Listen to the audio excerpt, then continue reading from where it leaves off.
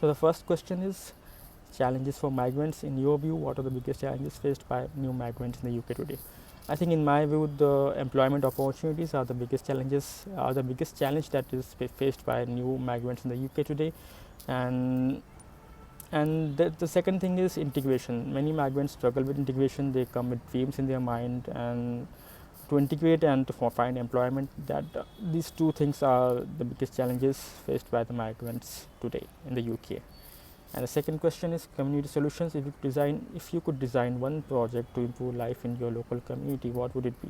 I think if I could design one project in my local community, it would be a suggestions app. So in that app, people can pass their suggestions with, and it would be completely anonymous. It can be, the topics might range from the treatment of strays to waste disposal, to any complaints people have with any member of the society, of the community, and it can be some bits of appreciation, so that people know that they are being appreciated, but it would be completely anonymous, so no one will know who wrote what. And third question, let me read, is young people's role. How can we make sure young people are not just participants but also leaders in community activities? I think what worked for people before us will not work for us, and what works for us now will not work for people tomorrow. So to engage young people, we have to design systems and processes that cater to their way of thinking, to their mindset. So it can be an app, it can be something interactive, and we can introduce a leaderboard or a reward system that makes them do things more, because people like to be recognized, to be acknowledged. So if we introduce such a system, then I think they will be leaders, they will not just be participants, because they will see their names on the boards on the top. And the third question is what is the third question? Let me scroll down the question list. The scaling up. If a project works well in one town, how could we make it work in other towns or cities as well? I think if we have a prototype, then we can adjust the parameters. So if something works on a micro level, it can also work on a macro level. So in that context, if something works in a town, we can make it work in a city, because city is like a larger version of town. So it is what is we can also tell people the success of this town project. So we can tell them the merits and also the demerits, because we cannot hide things. But I think when people think for themselves, when they see the merits, so I think they will surely adopt it. And the next question is measuring success.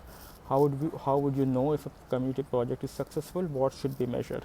I think the overall well-being of people should be measured, not just the material metrics. So I think if there is success in one area of life, it is reflected in people's behavior, their attitudes, and their thought processes. So I think people's well-being is very important in in measuring the success. Keeping motivation after a project finishes, how could we keep people motivated and involved? I think even after a project is finished, we can keep people motivated and involved, as I discussed earlier, through reward systems, leaderboards, and we can simply award them, and we don't have to just give them material awards or trophies. We can introduce a 5-star system.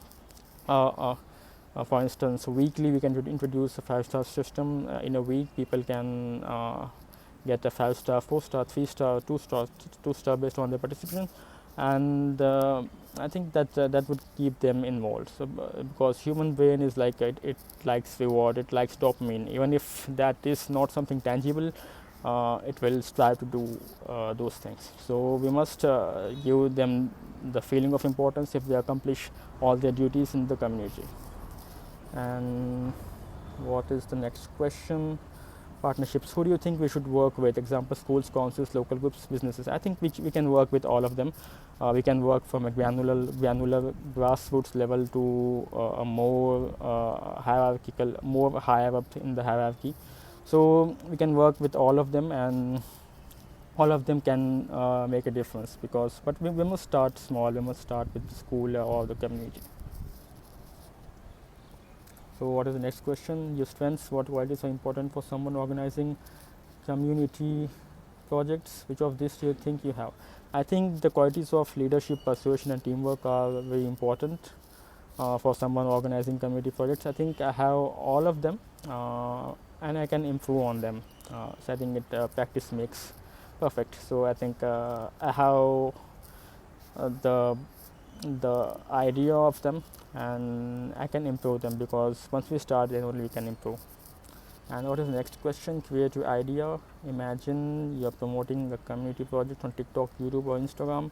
What would your idea be? I think to promote any idea on these social media platforms, we have to make them engaging. So I think for Instagram, I can use hashtags. So they are very common, and they are very useful in spreading an idea. And I can use quizzes and polls, and this will engage people a lot. So this is the idea that can help a lot. And the last question is final thought. If you could change one thing to make the UK a better place for migrants and young people, what would it be? I think I would change the employment scenario, and I would we can assess people and elicit what they are good at, and we can give them roles accordingly. So it is not like we are here to judge them. We can just train them a bit, and I think their interests will come out eventually in a short time, and then they can work in what they are good at.